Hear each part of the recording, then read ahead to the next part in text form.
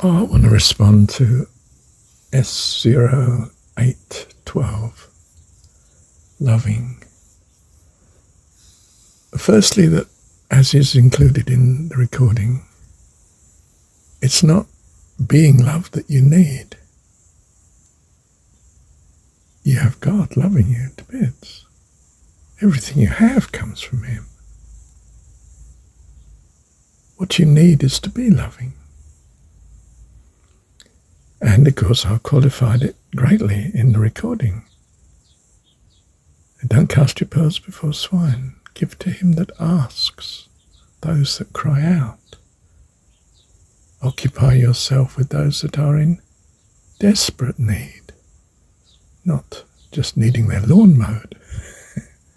But don't get me wrong, mowing their lawn may be exactly the avenue into you meeting what is truly needed. Namely, that you're giving an act of loving kindness, which is water in a dry place. Do you see? But majorly, and I wish to bless you more than you are being a blessing.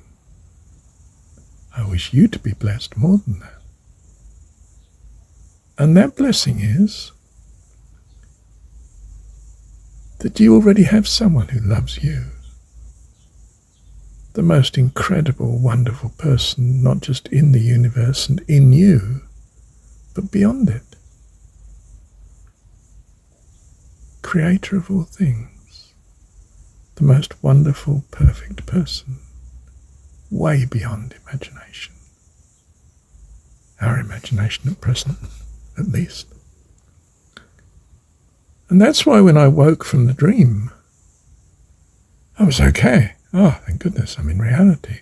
Because my reality is the presence of God. In me and around me, ahead and behind, always. I wasn't experiencing that in the dream. Sure, in desperation I cried out, save me, rescue me, rescue me. And desperation, you see. But I wasn't in a living relationship in the dream. And that's why the dream was dark, remember. I said it's a bit dark in that dream. I was in love with someone.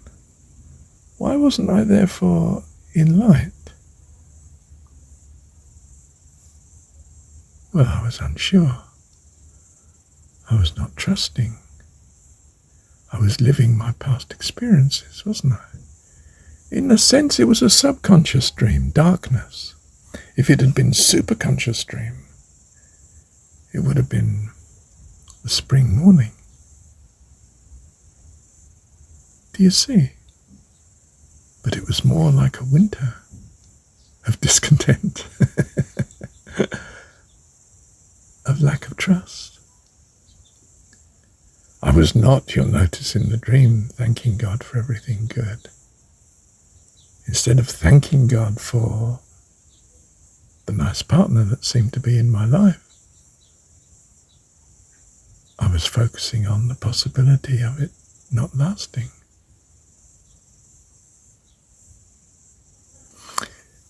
People have said to me, well, why didn't you, after your first marriage and dividing the property, why didn't you have an agreement before the next marriages to cover yourself? Because I knew that would be a lack of trust. I wouldn't be committing to life if I was taking out an insurance policy against it defaulting. So I couldn't do that in myself. I felt I would be not what they need. They need someone who's going to be ever committed. Which we do by the grace of God, although we shouldn't make vows according to the Jesus story. We actually should not commit, for the children of God are as the angels of heaven. They neither marry nor are given in marriage. Why? Because they have what they need in God, our Dad.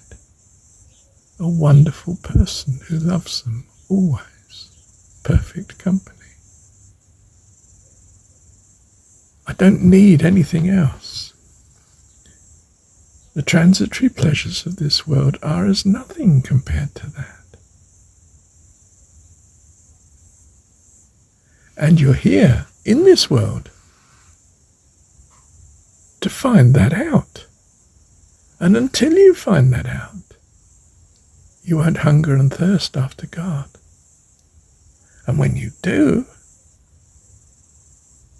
He answers, seek, and you will find. So you are directed to love your God with all your heart, soul, mind, and strength. And I suggest to you that whatsoever is good and lovely, think on these things, and that will give you this great love. It will fill you with hope and joy and peace and the desire and the riches to love, the freedom to love. You will want God to exist, your God, of course, the personification of your values. And that will do fine, because it will include a God that teaches you lovingly and carefully to have an even better view of Him than you have at present. Bless you, and you are blessed. Thank you, Dad.